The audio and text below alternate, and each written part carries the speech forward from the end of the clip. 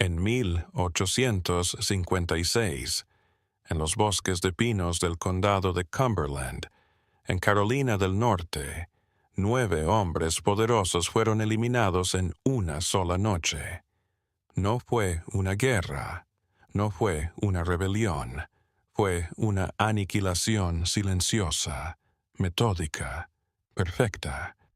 Un único fuego que ardió en el bosque, y no dejó más que cenizas, huesos y una pregunta que aún ronda los rincones oscuros de esa tierra. El acta de defunción lo declara accidente, una advertencia sobre los riesgos del alcohol y el fuego en el peligroso universo de la trementina.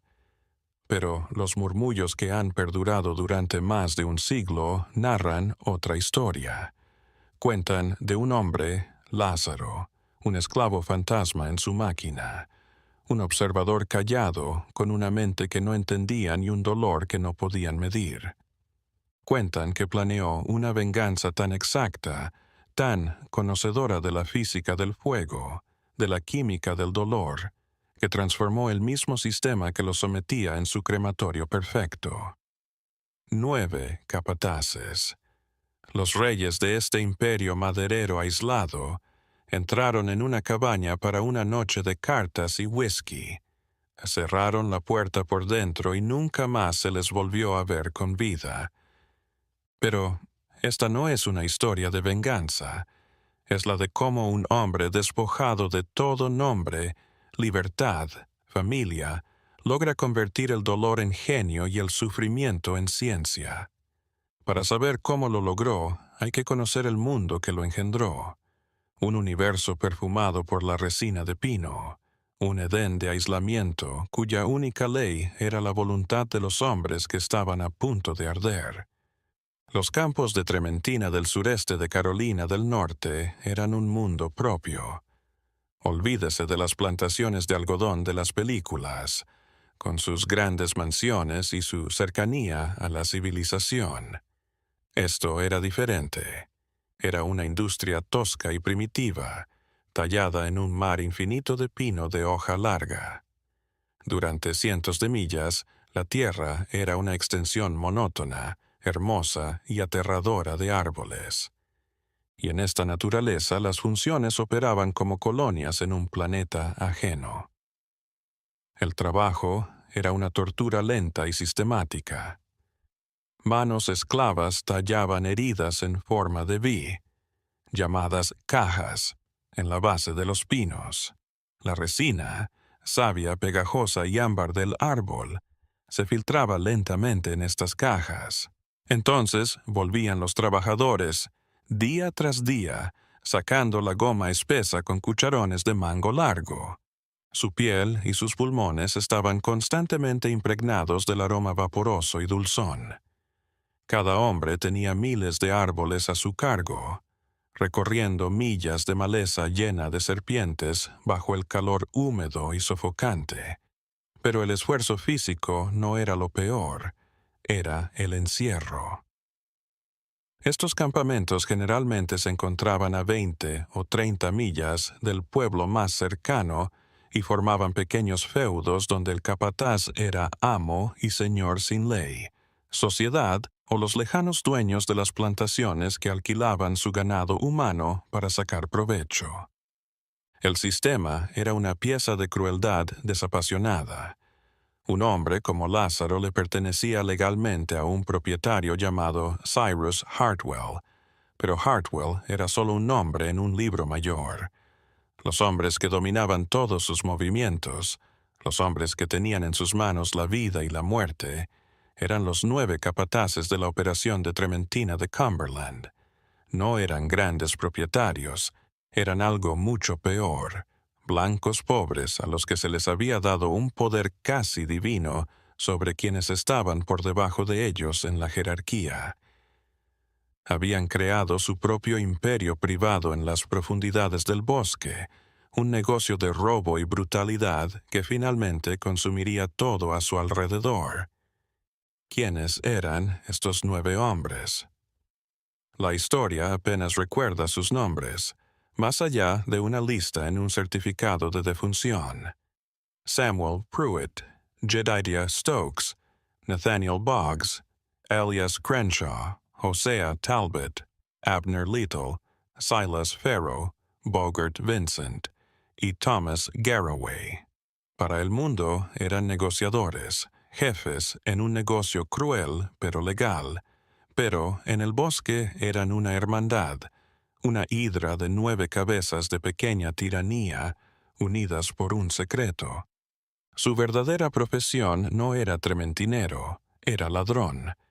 Habían afinado un plan, un libro mayor secreto que duplicaba el oficial.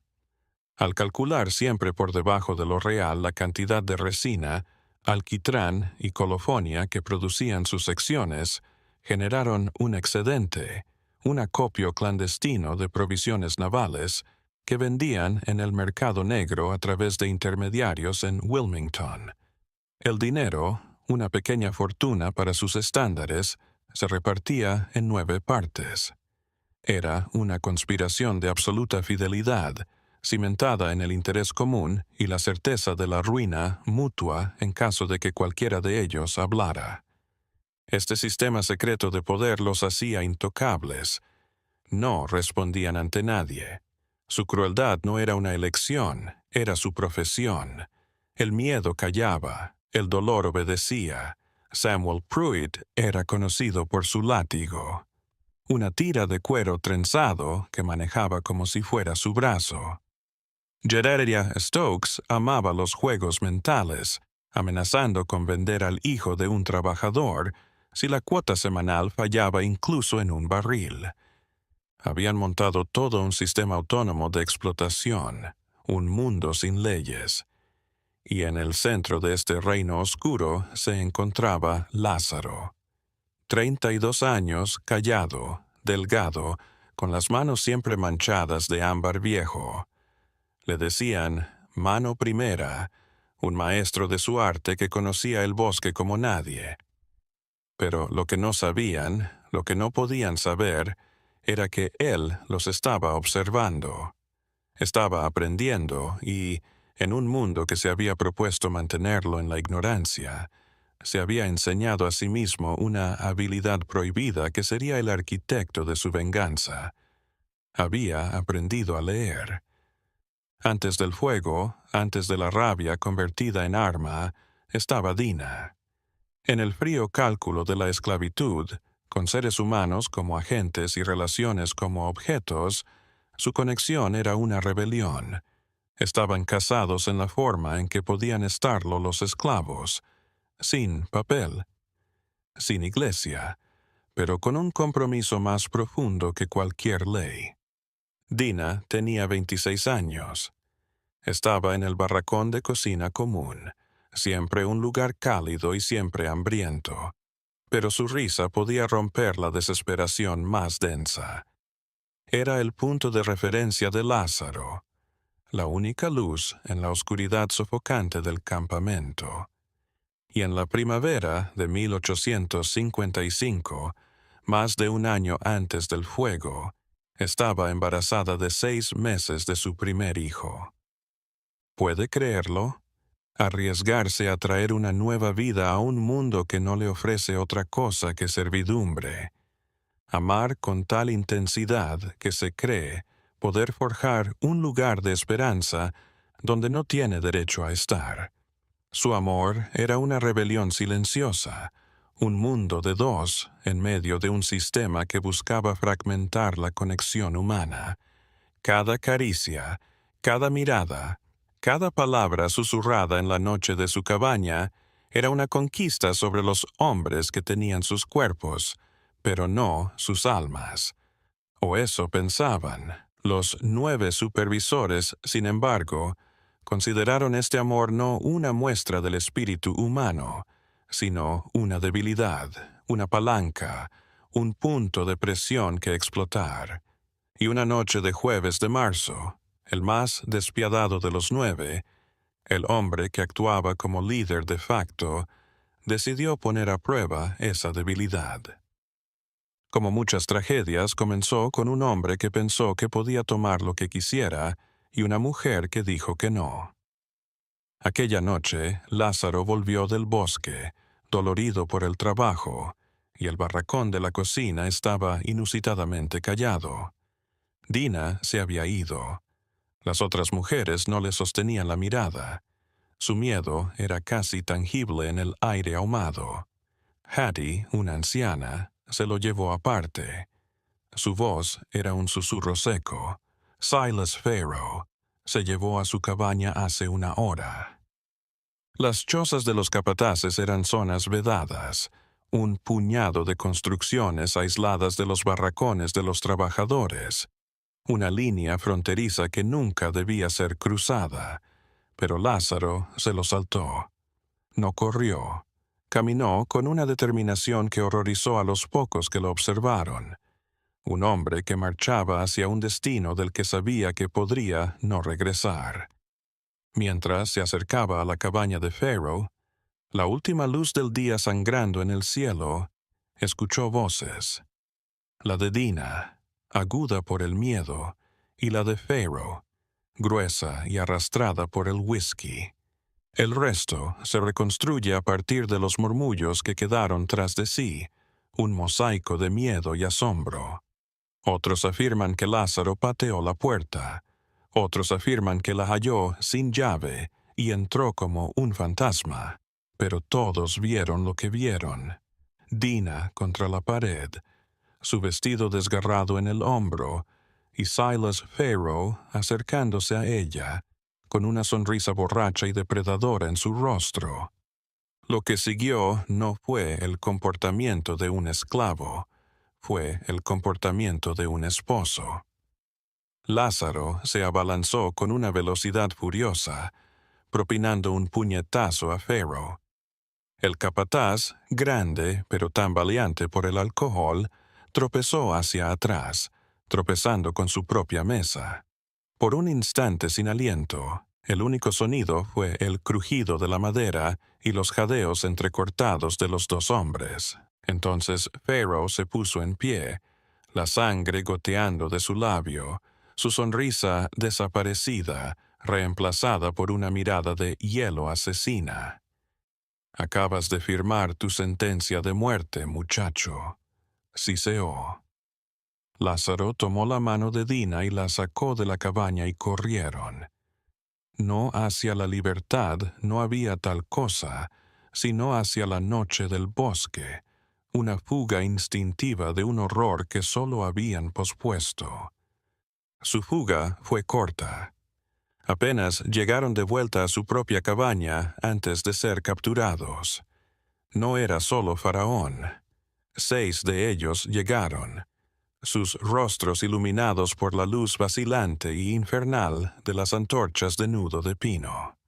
Arrastraron a Lázaro a un claro central, y lo que vino después no fue una paliza. Fue una representación, una lección para todos los demás esclavos del campamento, una demostración de lo que sucede cuando una propiedad se atreve a comportarse como una persona. Los 9 supervisores estaban ahora allí, un tribunal silencioso. Amarraron a Lázaro al poste de azotes, una estructura fija en el claro, y Samuel Pruitt dio un paso adelante, desenrollando su látigo característico.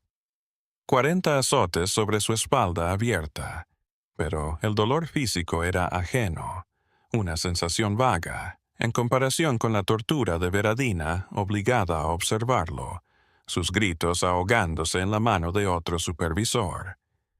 Pero el castigo llegó una vez que terminaron los latigazos. Mientras lo desataban, Jedediah Stokes miró a la multitud silenciosa y horrorizada.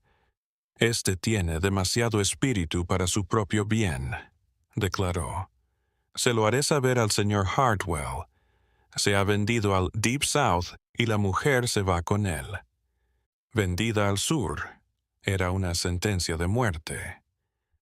Los campos de algodón y azúcar de Luisiana y Mississippi eran campos de exterminio, donde la esperanza de vida de un nuevo esclavo se contaba en meses, no en años. Para Dina, embarazada y ahora traumatizada, El viaje en sí la mataría. Fue entonces que Abner Little, el menor de los 9, propuso una crueldad más sutil. «Esperen», dijo, una lenta sonrisa extendiéndose por su rostro. «Tengo una idea mejor. Necesitamos hombres para la nueva operación al oeste, cerca del pantano del Lumber River. ¡Qué asco de trabajo! ¿Por qué no lo mandamos para allá solo? Mantenemos a la mujer aquí, que pague su deuda. De ese modo vivirá cada día con el temor de que esté bien y que, si vuelve a desobedecer, será ella quien lo pague». Los otros supervisores lo miraron. El genio de la crueldad no tardó en manifestarse. Venderlos era fácil. Esto era arte. Era una manera de tortura psicológica de por vida. Rompían el lazo, pero dejarían la amenaza latente. Lázaro trabajaría en el infierno a 40 millas de distancia, en un pantano palúdico, no por el látigo, sino por el aguijón del temor de lo que le ocurriría a su esposa preñada si fallaba. Se hizo un trato. Mientras se lo llevaban arrastrando hacia una carreta, Thomas Garroway se acercó, su aliento caliente y amargo en la oreja de Lázaro. «Deberías haber dejado que Silas se divirtiera», murmuró. «Podría haber terminado en 5 minutos. Ahora tienes que vivir con esto para siempre. Mereció la pena, chico». Lázaro no respondió.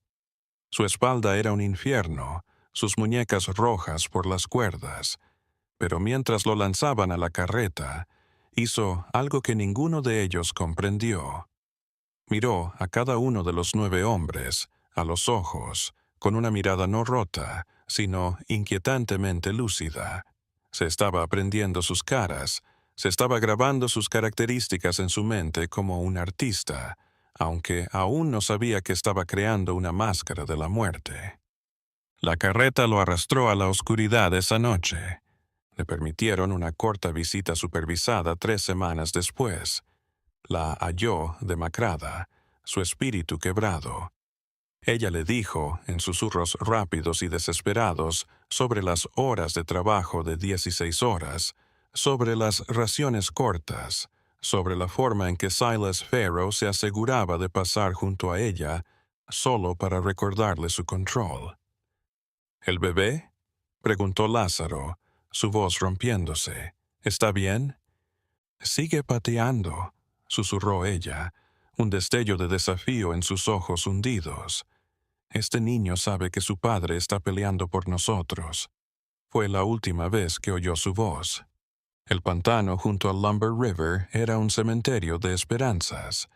La de Trementina allí era más pequeña, más rudimentaria, un chamizo en un paisaje que parecía oponerse a la vida. Los pinos crecían deformados por el suelo encharcado, rendían menos resina y costaban más trabajo. Los trabajadores permanecían en el agua estancada hasta las rodillas durante horas. El aire denso de mosquitos portadores de fiebre y serpientes boca de algodón que caían de las ramas. Los hombres se enfermaban y morían en extrañas enfermedades. Sus cuerpos simplemente se rendían. Pero para Lázaro, este lugar no era una prisión. Era un laboratorio. Despojado de todo lo que apreciaba, su dolor se cristalizó en algo frío, duro y terriblemente paciente. Dejó de sentir y empezó a mirar. Se puso a analizar la esencia de lo que constituía su mundo. La trementina. Descubrió que sus humos invisibles, casi inodoros, eran más pesados que el aire. Los vio reunirse en las tierras bajas, un mar furioso latente bajo la superficie. Lo había visto una vez. Un capataz encendió su pipa demasiado cerca de un cobertizo de almacenamiento y el mundo se desvaneció en un destello de blanco caliente. El grito del hombre fue tragado por el infierno antes de que pudiera siquiera registrarlo. Lázaro guardó esta nota en su memoria. Descubrió que la resina en llamas no se apagaba con agua. Observó cómo un fuego en una cuba de basura se transformaba en un río de fuego líquido cuando los hombres le arrojaron cubos de agua encima, extendiéndolo en vez de extinguirlo. Otra nota en el libro de contabilidad de su mente, y aprendió acerca del humo. El humo de la resina de pino al fuego no era como el humo ordinario. Era denso, negro y oleoso. No solo oscurecía la vista, sofocaba, llenaba los pulmones de un alquitrán venenoso que podía matar a un hombre mucho antes de que el fuego llegara a él. Era un estudiante en una universidad sombría, y el programa de estudios era la muerte. Todavía no tenía uno. Solo tenía pedazos, partes de un rompecabezas que no sabía que estaba armando. Solo estaba aprendiendo el idioma de su enemigo. 3 meses después de su destierro, un nuevo trabajador llamado Isaías del campamento principal llegó. Trajo noticias, y las noticias encendieron la madera muerta de la oscura educación de Lázaro. Isaías le contó a Dina en voz baja una vez que los capataces se habían ido. Había perdido al bebé. Un capataz, Hosea Talbot, le había ordenado cargar un enorme caldero de hierro lleno de agua hirviendo a pesar de su avanzado estado de embarazo y sus súplicas de que era demasiado pesado. Talbot la había amenazado con dejarla morir de hambre si se negaba. Había tratado de levantarlo. Algo se había roto dentro de ella. Se derrumbó. El bebé, un niño, nació muerto 2 días después, susurró Isaías, su voz ahogada por la furia. La mandaron de vuelta al barracón de cocina 3 días después. Dijeron que estaba usando su herida como excusa para no trabajar. Lázaro escuchó en silencio. De pie en el pantano, el sol poniente reflejándose en el agua negra. Algo en él no se rompió, se refinó. El dolor, la rabia, la pena, se combinaron, se enfriaron y se agudizaron en un único punto inquebrantable de propósito. Solo le hizo una pregunta a Isaías, con la voz inquietantemente tranquila. Todavía se reúnen los 9 supervisores en la cabaña de Pharaoh todos los meses. Isaías asintió. El primer viernes de cada mes. Beben y juegan a las cartas hasta el amanecer.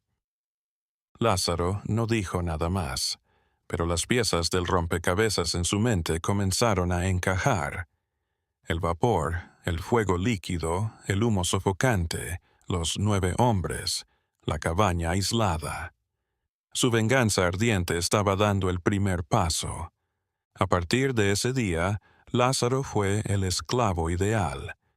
Era un fantasma de obediencia.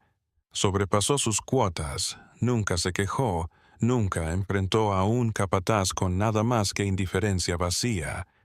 Su interpretación fue tan convincente que le ganó pequeños favores.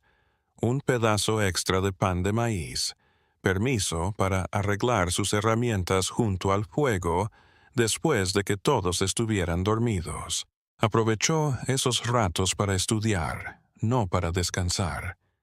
Recogió periódicos tirados, no por lo que decían, sino por lo que revelaban sobre el mundo del hombre blanco, sus negocios, sus leyes, su ciencia. Estaba armando un arsenal de conocimiento, preparándose para una guerra que solo él conocía que estaba peleando. 8 meses después de la muerte de su hijo, su comportamiento ejemplar había dado sus frutos en la forma que él había previsto. Fue reubicado en la línea principal. La razón oficial fue que estaba rehabilitado. La verdadera razón fue que faltaba mano de obra. Regresó para encontrar que Dina había sido vendida 3 semanas antes a una plantación en Carolina del Sur. Los jefes la habían notado triste y poco productiva desde la muerte de su hijo. La vendieron por $75. Se metieron el dinero en el bolsillo y le dijeron a Cyrus Hartwell que había escapado. Esta era la última pieza del rompecabezas. Confirmó su total corrupción. No solo eran crueles, eran ladrones, traicionando incluso a sus amos. Actuaban con total impunidad y fue esa arrogancia, esa fe en su propia invulnerabilidad, lo que Lázaro aprovecharía en su contra. Ahora no tenía nada que perder, nada que temer.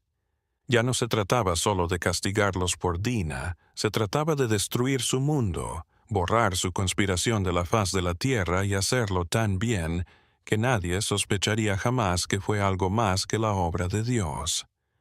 Lázaro entró en su verdadera labor. Ya no era un obrero, era un espía en territorio enemigo.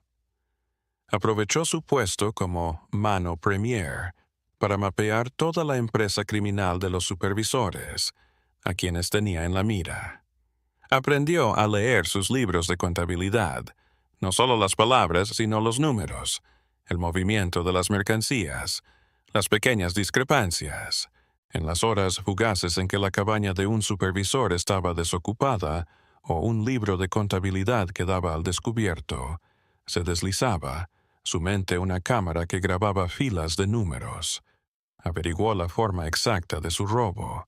Estaban desviando el 15% de toda la producción. Era la cantidad ideal, no lo suficientemente grande como para levantar sospechas inmediatas de los dueños de las plantaciones, pero lo suficientemente grande como para generar una ganancia ilegal significativa con el tiempo. Los barriles robados se ocultaban en alijos secretos a través del bosque, y luego eran transportados por un carretero discreto a compradores en la costa que no hacían preguntas. Pero su mayor hallazgo fue la clave de toda su conspiración. Encontró su libro secreto de contabilidad. Silas Farrow, el hombre que lo había iniciado todo, también su contador. Un día, Farrow dejó su cabaña sin llave en un momento de borrachera. Lázaro se arrastró dentro y lo descubrió. Un libro grueso, encuadernado en cuero escondido debajo de una tabla suelta en el suelo. Tenía 7 años de registros detallados. Cada barril robado, cada venta ilegal, cada dólar dividido en 9. Era su seguro contra el resto del mundo. Un pacto de destrucción mutua asegurada. También era la evidencia que podría condenarlos a todos. Pero Lázaro sabía con certeza helada que mostrar el libro mayor no haría nada. La palabra de un esclavo no valía nada contra 9 capataces blancos. Lo matarían por atrevido y ellos, a lo sumo, serían despedidos. No, el libro mayor no era un instrumento de justicia, era una meta. Y los hombres que lo escribían eran el combustible. La justicia no vendría de una corte, vendría de un crisol forjado por él mismo. Su plan se fue concretando en el ritual mensual de los supervisores. El primer viernes de cada mes se reunirían en la cabaña de Silas Farrow, la más aislada de las cabañas de los supervisores, a casi 1 milla de distancia de los cuartos más cercanos de los trabajadores. Cerrarían la puerta con llave, cerrarían las ventanas y se emborracharían en una camaradería amnésica. Pensaban que su reclusión los protegía, que la puerta cerrada resguardaba sus secretos. Lázaro haría de su fuerza una tumba. Necesitaba 3 cosas: mucho acelerante altamente inflamable, un sistema de dispersión invisible y diferido, y una coartada de hierro en persona. El acelerante estaba en él. Como mano primera, a veces participaba en la destilación que separaba la goma bruta de pino en colofonia y los muy volátiles espíritus de trementina. Esto era gasolina pura. Debajo de sus obligaciones, empezó a robarlo, onza por onza. Llenaba la medida para el trabajo real, pero apartaba una pequeña cantidad y la escondía en botellitas de barro que enterraba por todo el bosque. Fue una muerte lenta y meticulosa, una cosecha mortal que se extendió durante semanas. Cada botella oculta era una oración a un Dios vengativo. El método de entrega era su sello de genialidad.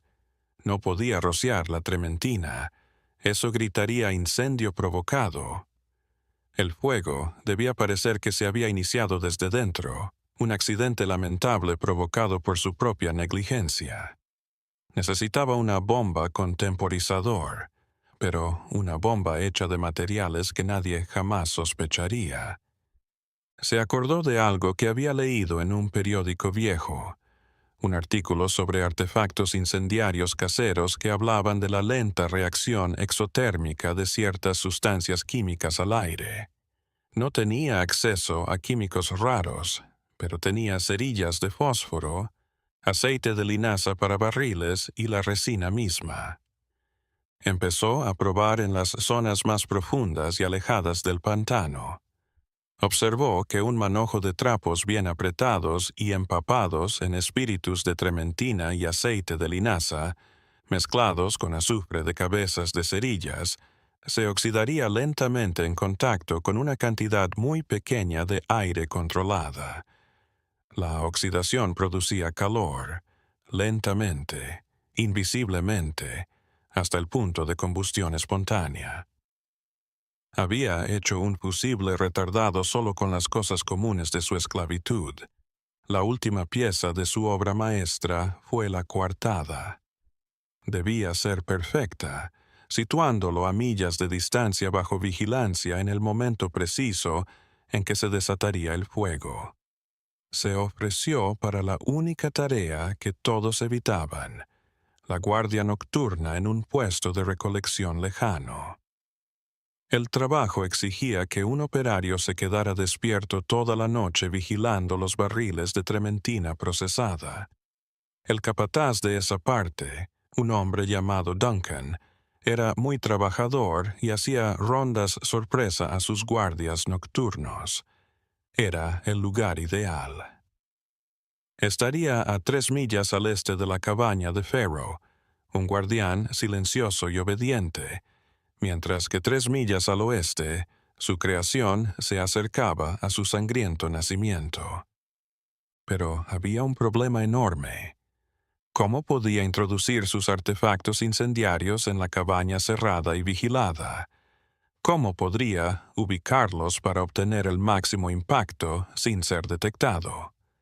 La respuesta llegó desde el cielo, o desde el infierno, en una charla casual.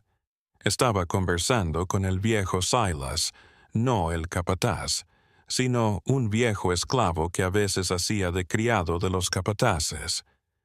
Silas dijo que Pharaoh le había dicho que apilara un carro lleno de madera en la cabaña antes de la próxima reunión.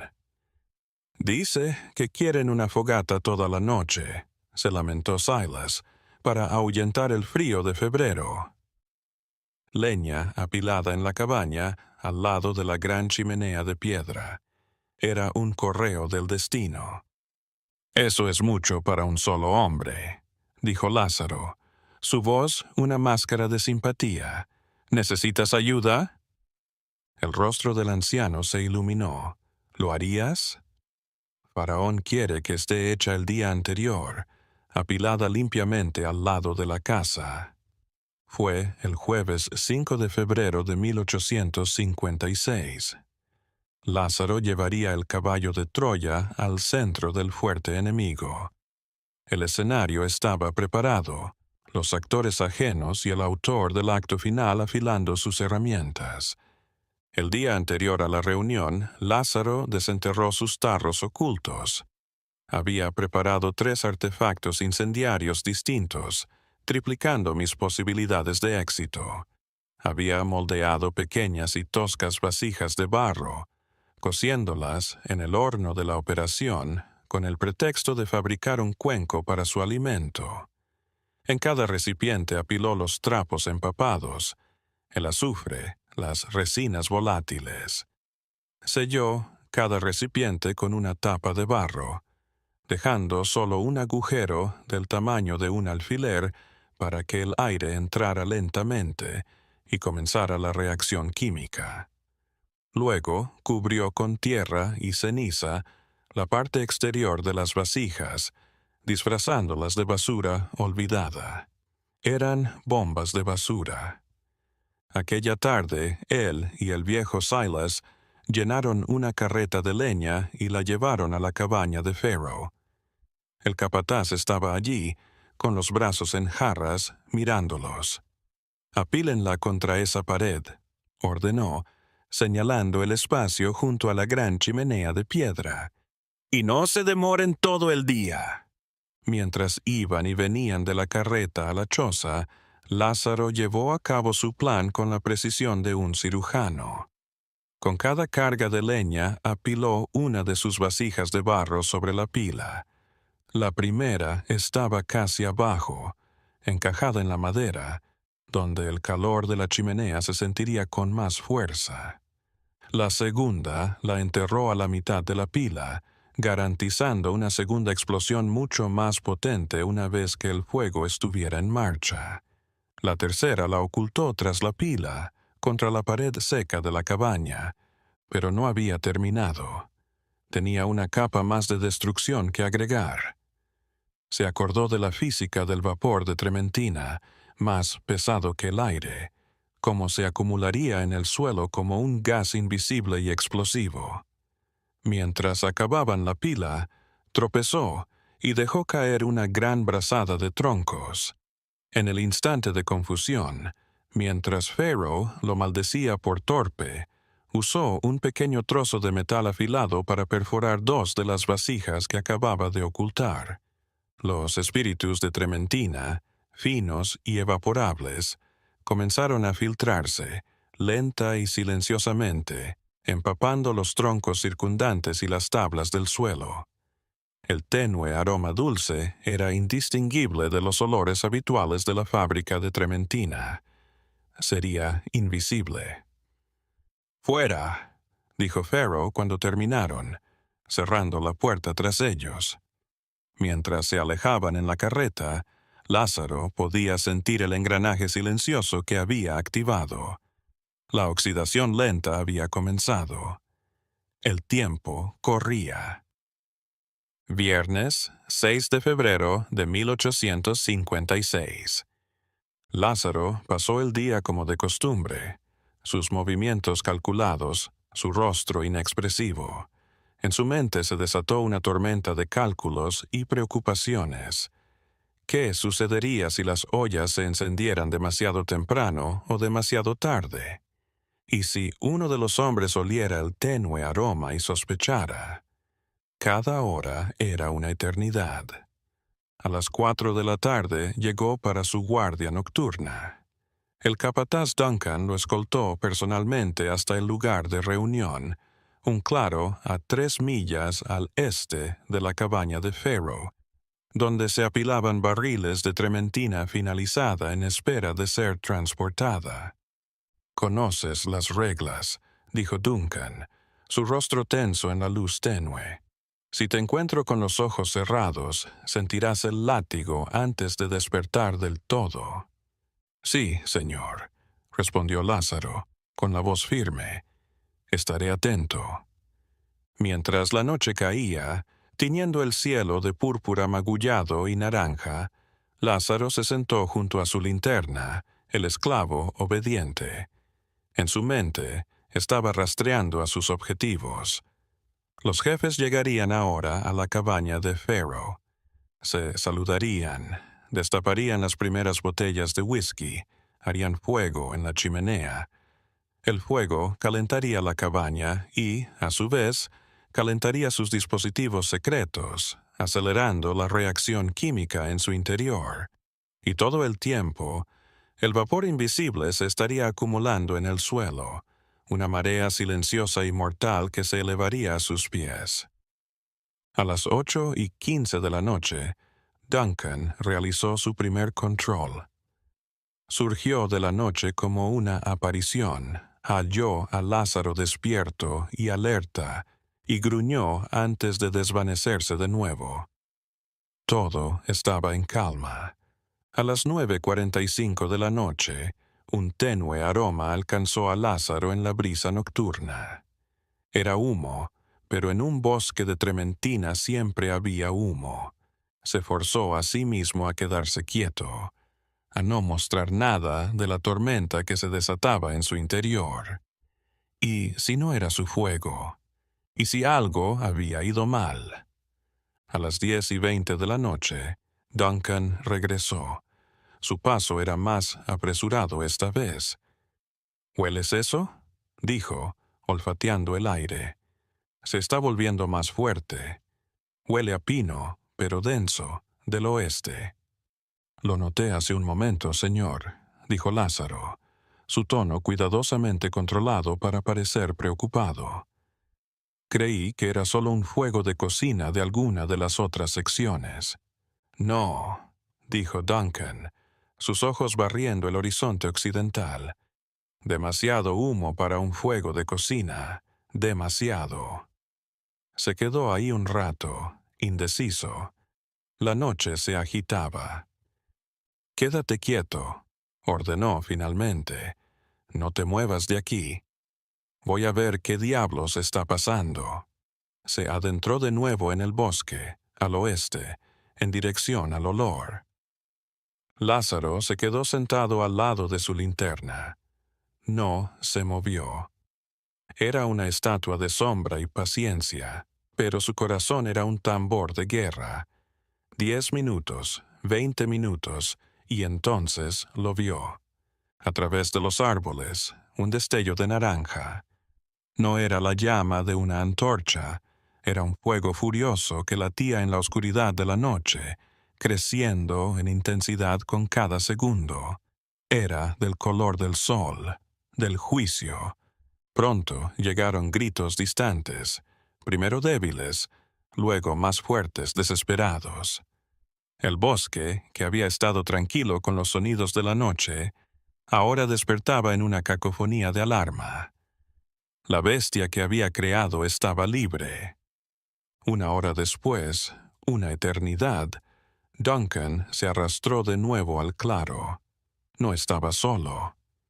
Estaba con otros 2 hombres, sus rostros cubiertos de hollín, sus ojos abiertos con un horror que parecía haberse grabado en sus expresiones. «Se terminó», dijo Duncan, su voz una cosa ronca y rota. «La guardia ha terminado. Hubo un accidente». «¿Qué pasó, señor?», dijo Lázaro, modulando su voz para mostrar la cantidad justa de sorpresa obediente.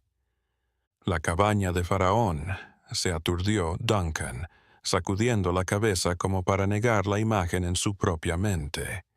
Se fue. Se quemó hasta los cimientos.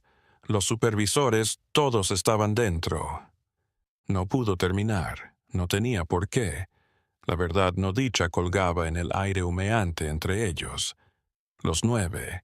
Lázaro dejó que su rostro mostrara el horror adecuado. ¿Todos ellos? ¿Pero cómo? No sabemos, balbuceó uno de los otros hombres. El fuego no se parecía a nada que haya visto. Subió como una bala. La puerta estaba cerrada con llave por dentro, las ventanas cerradas. Para cuando llegó alguien, toda la cabaña era un infierno. No había manera de entrar ni de salir. De vuelta en el campamento principal, el cielo occidental todavía ardía en naranja. Lázaro sabía por qué había quemado tan fuerte, tan rápido. Lo había planeado. La explosión inicial de la olla cerca de la casa habría provocado un incendio normal, pero ya avivado con troncos empapados en trementina. Mientras los hombres se movían en la oscuridad ahumada, mareados por el alcohol, los otros 2 dispositivos se habrían activado, desatando un infierno en varios puntos. Y entonces el vapor represado en la tierra habría hallado una chispa. El resultado habría sido una explosión de vapor y combustible, una bola de fuego que habría consumido todo el oxígeno en la cabaña sellada, matando a los hombres por asfixia antes de que las llamas llegaran a ellos. Era una trampa perfecta, inescapable, construida con la frialdad de un dios. A la mañana siguiente, la investigación oficial estaba en marcha. Vernon Ketchum, el superintendente general de la Trementina, había llegado desde Fayetteville con Cyrus Hartwell y otros dueños de plantaciones. Lo que encontraron fue un desastre apocalíptico. La cabaña había desaparecido, reducida a un cráter ennegrecido y humeante. Solo quedaba en pie la chimenea de piedra, como un espectro fantasmal de los fallecidos. Los cuerpos, o lo que quedaba de ellos, eran montones irreconocibles de carbono y hueso calcificado. El calor había derretido el acero, había roto la piedra. La primera reacción fue rápida. Tenía que ser un accidente. Una chispa perdida de la chimenea debe haber prendido la pila de madera que Silas y Lázaro habían traído. Los hombres, mareados por el whisky, habían sido demasiado lentos para reaccionar. La puerta cerrada con llave y las ventanas cerradas habían sellado su destino. Una tragedia, sí, pero creíble en una industria erigida sobre materiales combustibles. Cyrus Hartwell, el propietario legal de Lázaro, se quedó de pie junto a las ruinas, sacudiendo la cabeza. Una pérdida terrible, terrible, dijo, aunque parecía más preocupado por la logística que por la vida humana. Esto nos va a salir caro. 9 de nuestros mejores hombres se fueron en un abrir y cerrar de ojos. Pero Vernon Ketchum no estaba convencido. Era un hombre inteligente, atento, y lo que veía no estaba bien. La magnitud de la destrucción le irritaba. Parecía un acelerante poderoso. Y mientras rodeaba el carbonizado, notó algo más. El patrón de quemaduras era irregular. No había un solo foco. Había por lo menos 3 focos de calor extremo. Uno cerca de la chimenea, sí, pero también uno en medio de los cimientos y otro contra la pared trasera. No parecía un incendio que se hubiera propagado, sino más bien un incendio que hubiera estallado en varios lugares a la vez. Su mirada vagó entre los trabajadores reunidos, deteniéndose en Lázaro. Le llamó. ¿Entregaste la leña? Sí, señor. El viejo Silas y yo. ¿Viste algo más? ¿Algo inusual?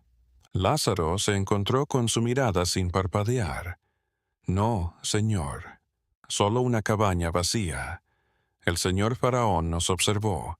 Hicimos lo que se nos dijo. Ketchum sostuvo la mirada un segundo más, buscando algo, un signo de engaño, una mentira. No encontró nada. La coartada de Lázaro era hermética. Duncan lo había jurado. Había estado a 3 millas de distancia, en guardia. Imposible. Ketchum se giró, pero la semilla de la duda estaba sembrada. Y esto no fue casualidad. Esto fue una ejecución. La curiosidad de Ketchum lo impulsó a investigar más allá del incendio, más allá de la tragedia, hacia los asuntos de los hombres que habían perecido en el fuego. Inició una auditoría privada y silenciosa de sus registros de producción, cotejando sus informes con los rendimientos históricos de sus departamentos. Encontró errores, pequeños al principio pero constantes, un patrón de infravaloración que se arrastraba durante años. Pero la verdad no llegó de sus propias cuentas, sino de las cenizas de la cabaña. Revolviendo entre los escombros, un obrero desenterró una caja metálica cerrada con llave. Estaba derretida y deformada, pero había salvado su carga de lo peor del fuego. En el interior, chamuscado en los bordes, pero sorprendentemente legible, se encontraba el libro de contabilidad secreto de Silas Farrow. Ketchum llevó el libro mayor a su oficina y lo leyó a la luz de las velas. Se destapó toda la trama de robo de los supervisores. 7 años de robo sistemático, nombres, fechas, importes, todo estaba presente. El hallazgo puso a Ketchum en una situación difícil. Si mostraba el libro mayor, estaría exponiendo un fraude masivo que había tenido lugar bajo su supervisión. Los dueños de las plantaciones le harían responsable. Su carrera, su nombre, todo lo que había logrado sería destruido. Incluso podría ser llamado un conspirador, pero si quemaba el libro mayor, enterraría la verdad, ocultaría los robos de 9 hombres y se convertiría en un mentiroso. En serio, ¿qué haría usted? ¿Protegerse o revelar una verdad que lo destruiría? Ketchum se decidió. Una semana después, un pequeño incendio accidental se desató en su propia oficina. Se apagó rápidamente, pero lamentablemente se informó que se había destruido una pila de registros antiguos, incluida la caja metálica cerrada con llave y su contenido. La versión oficial de la muerte de los 9 supervisores no cambió. Eran trabajadores que habían fallecido en un accidente. Fueron sepultados en una fosa común, aclamados como víctimas del destino. Lázaro no solo los había asesinado, sino que había logrado que el sistema borrara sus delitos, limpiando sus registros incluso mientras limpiaba sus cuerpos en el fuego. La ironía era tan perfecta como el crimen. Tras el incidente, el poder en el campamento se reajustó. Se contrataron nuevos capataces, extranjeros que fueron observados con nuevos ojos por los ahora paranoicos dueños de las plantaciones. La vida para Lázaro volvió a su rutina, pero ahora era un hombre diferente. Se deslizaba por sus días como un espectro, el fuego en su interior reducido a una brasa fría y resignada. La rabia había desaparecido, dejando un vacío. Había igualado la carga. Había pagado cada azote, cada amenaza, cada tortura que le habían hecho a Dina y a su hijo por nacer. Pero la venganza, descubrió, era una victoria vacía, solitaria. No podía devolverle a su esposa. No podía llenar el vacío de su ausencia. 3 meses después del fuego, Cyrus Hartwell lo vendió. No al sur, como una vez había temido, sino a otra operación de trementina en el este de Carolina del Norte. Fue una simple transacción, una transferencia de propiedad. Hattie se acercó a él mientras se disponía a abandonar para siempre el condado de Cumberland. Era una de las pocas que lo observaba con un entendimiento que trascendía las palabras. Oí un susurro, dijo, su voz apenas un susurro. Un tratante que venía de Carolina del Sur trajo noticias. Mencionó a una mujer llamada Dina en una plantación de arroz cerca de Charleston, propiedad de una familia llamada Rutledge. Ella lo miró a los ojos. No sé si es cierto, pero es una pista. Lázaro asintió sin mostrar emoción, pero algo dentro de él, que había estado muerto durante más de un año, se movió. Dina estaba viva. Estaba en los pantanos de arroz de Charleston, casi tan mortal como los bosques de Trementina, pero estaba viva. Ahora tenía más que un recuerdo al que aferrarse. Tenía un propósito. «Gracias», le dijo a Hattie.